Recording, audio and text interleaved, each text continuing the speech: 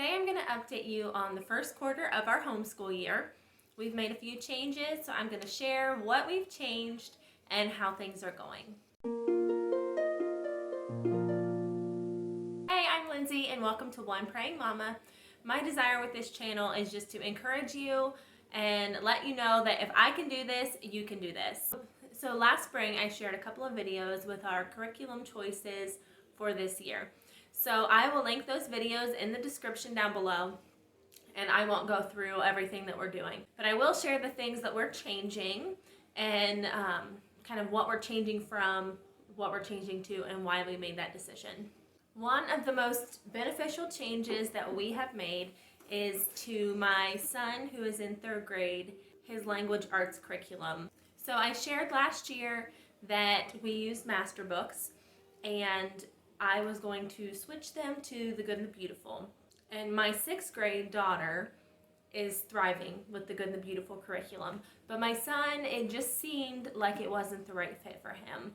The lessons were so much longer than what he was used to. And it was definitely a more advanced curriculum. It was only a couple weeks in that I realized this was just not going to work for him. I considered going back to master books right then. I also considered downloading the free version of the level 2 language arts curriculum through the Good and the Beautiful. But as I was looking more into the Good and the Beautiful, their curriculum only went through 7th grade and then skipped 8th grade for their language arts and then went back into high school language arts. So it is definitely a more advanced curriculum.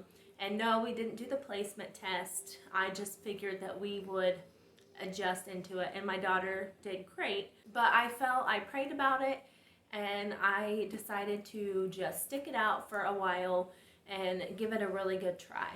We started cutting the lessons in half and just doing half of a lesson each day, and that helped, but it was still very teacher intensive for the entirety of the lesson, just because it was a little more advanced, a little more complicated for him, and he required a lot of my help.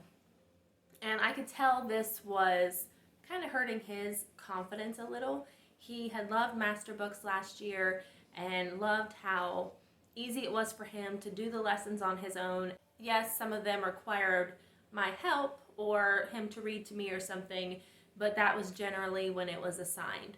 Or he would ask me a question and I would explain something to him, and he was still able to do a lot of that on his own.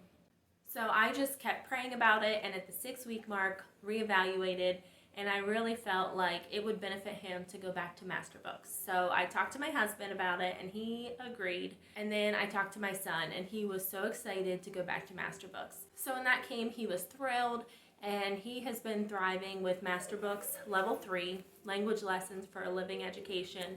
And I think we have figured out that master books is the best fit for him. And honestly, I didn't realize how much there was available for the middle school level. And I think it could have been a good fit for my daughter also. So there's a possibility that we will look into that next year for her. In 7th grade, we're just going to see how the Good and the Beautiful goes, because so far she's enjoying that. And she's enjoying the bit more of a challenge that offers most of the time. So we're just going to stick with that for her, but we're so happy that we made the switch back to master books for my son. So our youngest daughter is in 1st grade this year. Last year I shared about her kindergarten reading curriculums that we use. I shared how we tried Teach Your Child to Read in 100 Easy Lessons for the core of our reading curriculum, and how it just was not working. We set that down. We picked up Explode the Code and the Bob books, and we were just working on those. I didn't feel like it was quite complete, but I didn't know what else to do at that point. I knew that she was loving Explode the Code. That came really naturally to her, the way they set this up and the way she does the worksheets, and they're quick and they're easy for her, while still being a little bit of a challenge, and she really likes those. So, and also with the Bob books, these are perfect. She is loving them. But as we got closer to the beginning of the school year, I just felt like we needed to give 100 Easy Lessons one more shot. And we have, and that is going wonderfully. I feel like the three of these paired is working great for her. And I feel like 100 Easy Lessons was a challenge for her last year. I really think that's because she just wasn't quite ready. It was a little bit too soon for her to be ready to read. And now we started over from the beginning to give her a confidence boost. Now she is flying through these lessons. They're only taking a few minutes a day to get through these lessons, but she is picking up on it and she is really enjoying it, and she is becoming such a confident little early reader. So I'm so glad that I gave this book another chance. I really wanted to just be able to pick up some things that were very basic and not overwhelm her too much. I'm also considering, when we finish 100 Easy Lessons, which will likely be right around the middle of the school year, maybe a little further, getting Master Books Level 1 for her. The way Level 1 of their language lessons is set up is to do it in either half of a year or just do it a few days a week throughout a whole year. So they have it set up to where she would do their phonics program the first half of the year and then Level 1 of the language lessons for the second half. So I feel like when we get done with this, we could easily just jump into Level 1 and continue with Master Books. I really think that the gentle approach to language arts that they have is going to work perfectly for her. I also shared in that video that we were using the Good and the Beautiful Level K for math for her. Now, we did not finish that curriculum completely. We still had a little bit left. And my plan was just to start the year in that curriculum and then move on to Level 1 when she completed that. I know it was the beginning of the year and she needs time to refresh, but I really felt like my instincts last year that the spiral math curriculum wasn't benefiting her were correct. I felt that she needed a different style of curriculum to fill in those gaps.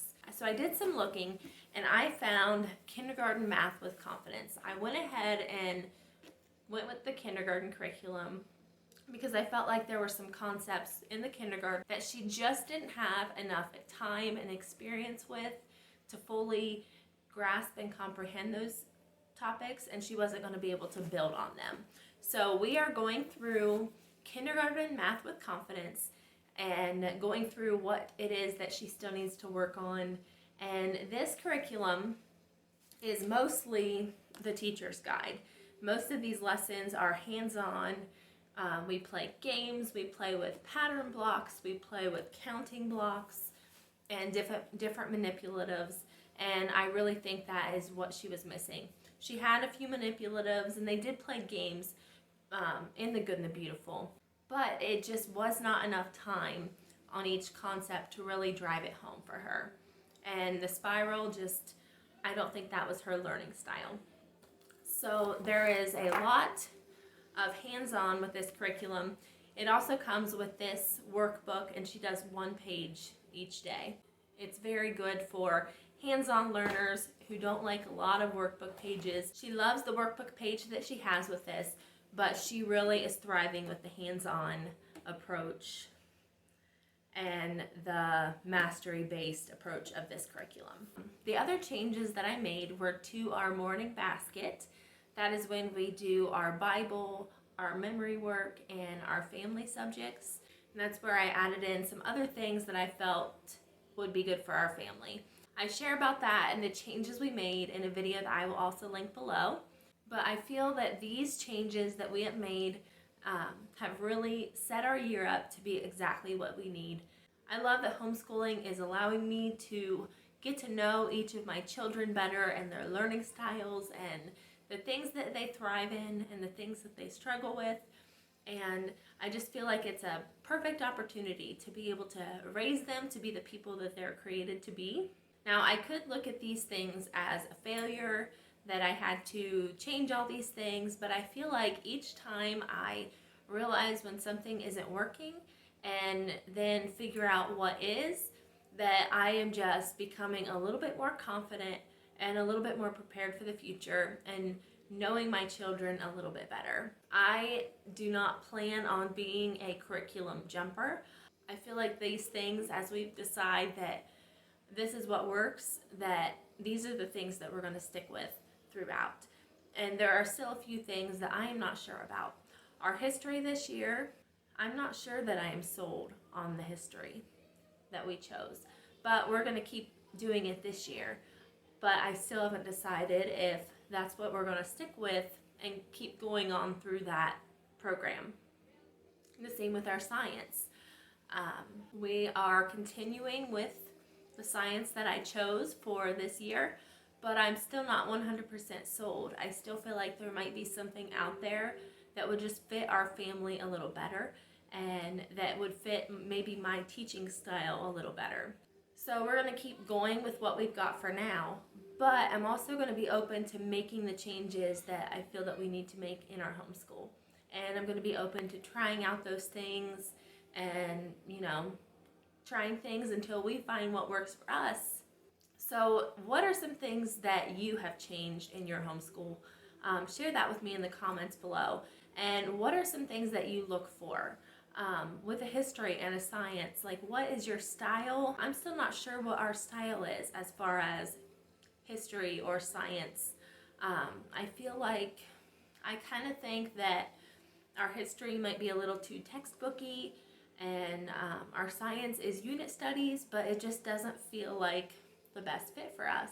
But I really feel like this year we have pretty much gotten into the groove of what our year is going to look like, what our days are going to look like, and I feel like we are in a really sweet spot for our family for this school year for our homeschool. Thank you so much for watching this video. Please like and subscribe. I hope you have a great day.